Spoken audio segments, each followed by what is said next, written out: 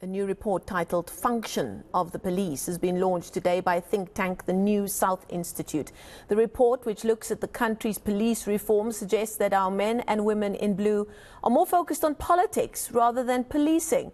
To speak more on this report now, I'm joined by Ivor Chipkin. He's the director of NSI and the author of this report. Ivor, thank you so much for time joining us there from Parliament. I shudder to think how thick this report is, because the issues that you address are so vast and so long. But in its very name, the function of the police, many people arguing that that's just the problem. The police does not function. So what were some of the main takeaways that you found leading this report?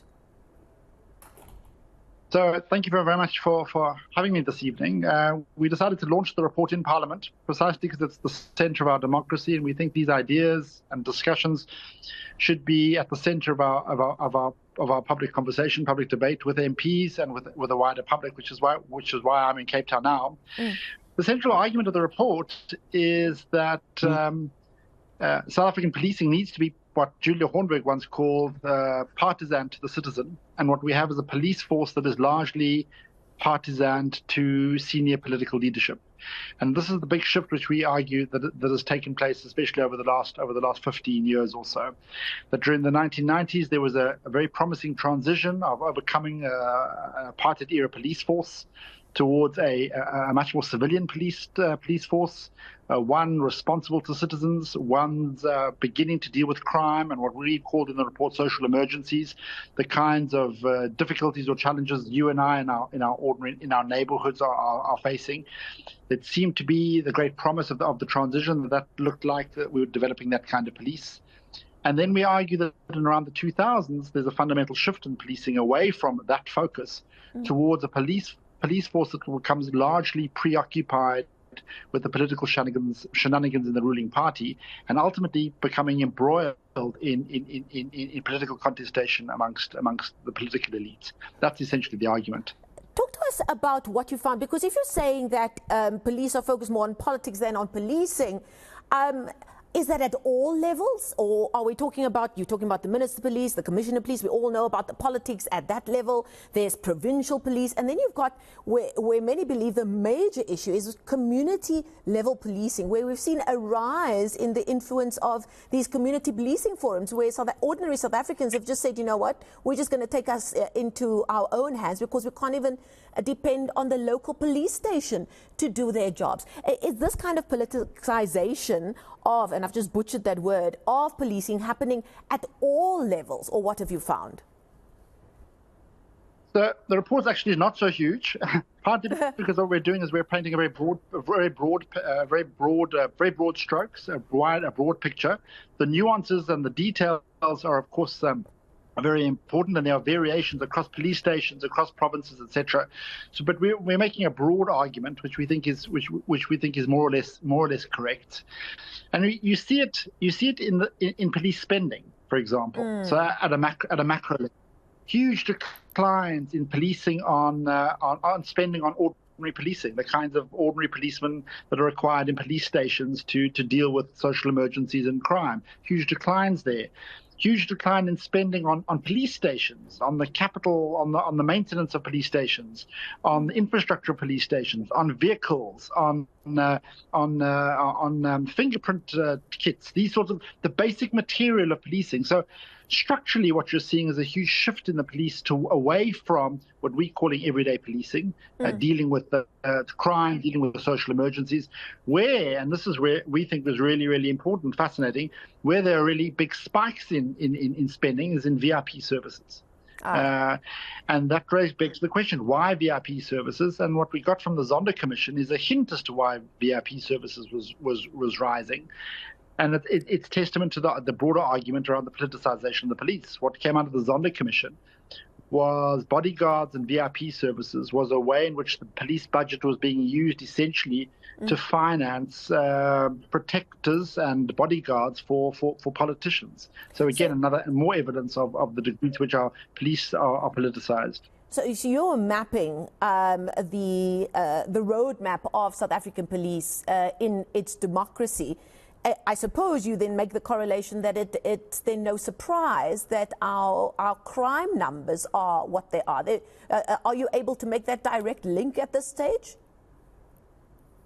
We're making that argument. We're arguing that the rise in crime is strongly correlates to the fact that the South African police, more or less generally speaking, of course, there are huge and important exceptions. There are lots of thousands of courageous policemen trying to do their jobs honestly and professionally. But largely it speaks to the fact that the South African police is not primarily focused on dealing with crime and dealing with the safety and security of ordinary South Africans. That's not their primary focus. And we see that in the structural changes, the structural developments of, especially in the police budget. So that's the broad argument.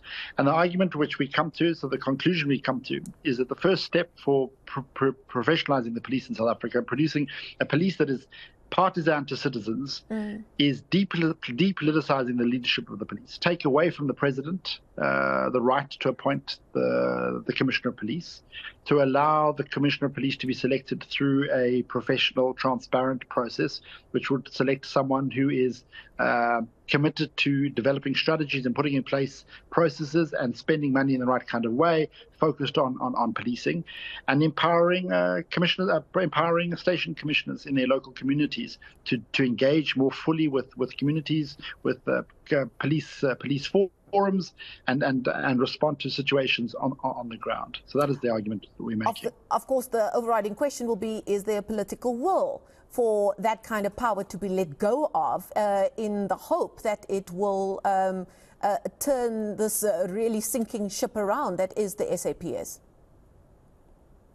One of the great questions which came up this evening around that there have been so many of these reports, that what we found is not necessarily particularly new in relationship to some of the recommendations of other reports.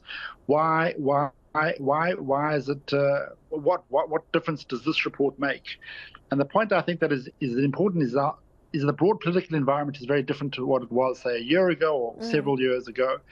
First of all, for the first time ever, actually, in South Africa's history, there is a correlation between one's performance in government and one's electoral prospects. In other words, if one performs poorly in government, the likelihood is you're not going to do so well in an election. And what that does is it means that the importance of ideas, of public policy, of ideas of how to fix institutions and get them to work better, I think this is the time when those ideas matter more than they've mattered in the last 30 years, and perhaps even longer. So I think this is the time for this kind of work to really come out, to reinvigorate academic and policy discussions around how we fix the police, how we build and rebuild our institutions. There's lots of new work coming out. The NSI is about to release a major new report on public service reform. I think this really is the time, because this is the time where I think these ideas can really land for the first time. I think there are political parties, politicians all over are searching for ideas about how they can perform better in elections, where one of the key measures, one of the key links is the degree to which they perform better in government. So I think this is really a propitious time for making these sorts of arguments. One final question, Ivor, before I let you go. Is there also a need for there to be a re-education of people of what a police force, and I suppose the use of the word force is a problem to begin with, given our history, what a police force should be there to do, what their roles in the community should do? Because given our history, we already have an skewed idea of what that is, but what it could be in a real democracy. I think it's a magnificent question, and the only way I can answer it is to say it's absolutely one of the key questions which I think we need to be asking. And I'm hoping that in asking the question about the function of the police, we're beginning to put that question into the public domain. Too frequently, we assume what the role of the police is. Obviously, the police's job is to fight crime. But we're saying, actually, that's not the primary role of the police. The primary role of the police is to deal with what we're calling social emergencies, but also to create environments where our neighborhoods are safe, where it is safe to be in around people that we don't know. That we do not recoil or withdraw into these tiny micro worlds. That's the role of the police, of which an element of that is fighting crime, obviously. But I think the question of what is the function of the police is precisely the question which we're trying to put back into the public debate. Okay, we're going to leave it there. Thank you so much for your time. Ivor Chipkin is from the New South Institute, joining us there from Parliament in Cape Town. We thank him for his time this evening.